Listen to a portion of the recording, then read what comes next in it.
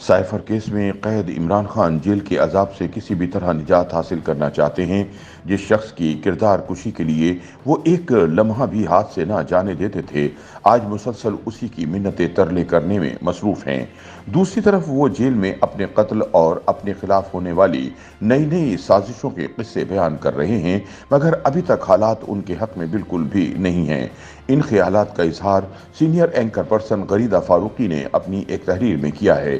وہ لکھتی ہیں کہ کہانی میں پہلے ہیرو کا کردار نبھانے والے عمران خان اب منفی کردار یعنی ویلن بن چکے ہیں۔ ان کی پوزیشن میں 180 ڈگری کا موڑ آ گیا ہے۔ عمران خان کے سیاسی کریئر میں گزشتہ 1.5 سال میں جو تبدیلیاں آئی ہیں وہ بلا شبہ ان کی زندگی میں ہونے والے سب سے تلخ تجربات میں سے ایک ہیں، لیکن ان حالات کے ذمہ دار بھی شاید وہ خود ہیں۔ ابھی کچھ عرصہ قبل ہی عمران خان طاقت کے ایوانوں میں بیٹھ کر اپنے سیاسی مخالفین کی بے بسی سے لطف اندوز ہو رہے تھے۔ آج وہ خود بے بسی کے عالم میں گاہے بگاہے لوگوں سے امیدیں وابستہ کیے ہوئے ہیں۔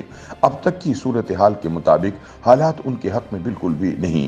وہ بجائے صبر و تحمل اور برا وقت گزرنے کا انتظار کرنے کے جلد از جلد جیل جیسے عذاب سے نکلنے کی کوشش میں مصروف ہیں۔ غریدہ فاروقی کے مطابق ایک طرف chairman P T I relief کے متلاشی ہیں تو دوسری طرف وہ اب بھی الزامات اور اپنے خلاف ہونے والی نئی نئی سازشوں کے قصے بیان کر رہے ہیں۔ حال ہی میں جیل سے بھیجے گئے ایک نئے پیغام میں انہوں نے ایک بار پھر اپنے قتل کا خدشہ ظاہر کرتے ہوئے کہا ہے کہ جیل میں انہیں شاید آہستہ آہستہ زہر دے کر مارنے کی دوبارہ کوشش کی جائے۔ ساتھ ہی انہوں نے یہ بھی دعویٰ کر دیا کہ انہیں جلا وطن ہونے کی بھی آفر ہے، لیکن وہ کہیں نہیں جائیں گے۔ مگر پس پردہ تو کچھ اور ہی مذاکرات کی باتیں چل رہی ہیں۔ دوسری طرف اس وقت سیاست کا مرکزی کردار میاں نواز شریف بنے ہوئے ہیں۔ وہ کم و بیش 4 سال بعد لندن میں علاج کی غرض سے رہنے کے بعد نہ صرف پاکستان واپس آئے بلکہ سیاست میں بھی بھرپور انداز سے ایک بار پھر انٹری ماری ہے۔ یوں لگ رہا ہے کہ انہیں چوتھی بار ملک کی باغ ڈور سنبھالنے کا اشارہ بھی واضح انداز میں مل چکا ہے، لیکن حالات اس قدر بھی آسان اور سادہ نہیں ہیں۔ غریدہ فاروقی کا کہنا ہے کہ نواز شریف خود بھی اچھی طرح جانتے ہیں کہ بھلے ہی ان کے لیے میدان خالی کیا جا رہا ہے اور ان کی واپسی کے لیے مقتدرہ قوتوں سے ہاں بھی شاید مل چکی ہے، لیکن تاحال ان کا چوتھی بار وزیر اعظم کی شیروانی پہننا انتہائی پیچیدہ اور مشکل عمل ہے۔ آج کے پاکستان میں اور 4 سال قبل کے پاکستان میں زمین و آسمان کا فرق ہے۔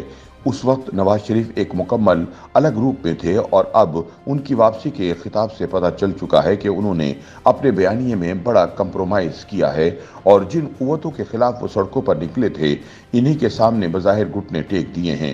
جس طرح سے ان کی واپسی پر انہیں ریلیف در ریلیف مل رہا ہے جو کبھی ان کے سیاسی مخالف عمران خان کو ملتا تھا، جس پر مسلم لیگ نون عدلیہ پر جانبدار ہونے کی رٹ لگائے رکھتی تھی، آج بھی وہی مسلم لیگ نون ہے اور وہی عدالتیں اور فیصلے بھی تقریباً وہی ہیں۔ لیکن آج چونکہ فوائد لینے والی مسلم لیگ نون خود ہے تو عدلیہ پر تنقید کی بجائے لیگی کارکنان مٹھائیاں بانٹنے میں مصروف دکھائی دے رہے ہیں، جبکہ کل جو لوگ مٹھائیاں بانٹ رہے تھے وہ آج عدلیہ اور مقتدرہ قوتوں پر تنقید کر کے اپنا فرض نبھا رہے ہیں۔ اب بھی اگر پاکستان تحریک انصاف اور پاکستان پیپلز پارٹی، مسلم لیگ نون اور نواز شریف کو ملنے والے ریلیف پر تنقید کر رہے ہیں تو وہ بھی صرف اپنے مفادات کے لیے ہے۔ ان سب کو غم صرف اس بات کا ہے کہ نواز شریف کو جو ریلیف مل رہی ہے یا ان کے لیے جو خصوصی اقدامات ہو رہے ہیں وہ ہمیں کیوں نہیں مل رہی۔ عام آدمی کی فکر سیاستدان کی ذمہ داریوں میں شامل نہیں۔ غریدہ فاروقی کہتی ہیں کہ نواز شریف جب سے آئے ہیں ان کی جانب سے جلسے کے بعد کوئی سیاسی سرگرمی یا بیان منظر عام پر نہیں آیا۔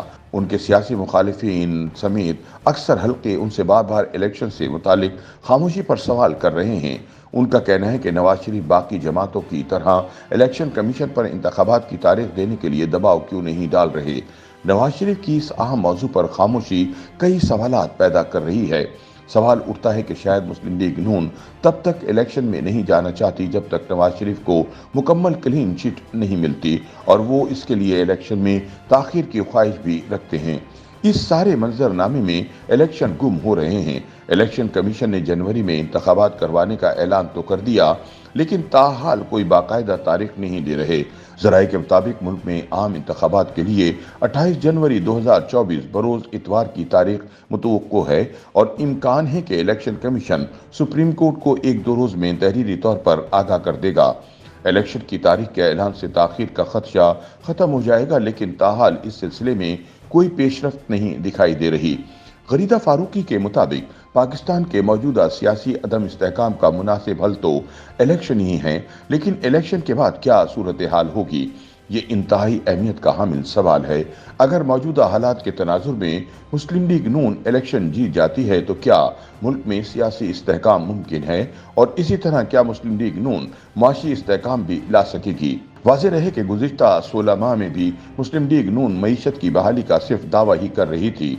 वक्त आ गया है कि सबको मिलकर पाकिस्तान के बारे में सोचना होगा, वगरना जिस तरह के हालात हैं, सियासतदानों से तो लोगों की तवक्कुआत तकरीबन ख़त्म ही हो चुकी हैं। अवाम अब रूटीन के सियासी बयानात से तंग आ चुके हैं। अब पाकिस्तान को करार वाकई सियासी और कौमी हुकूमत की ज़रूरत है।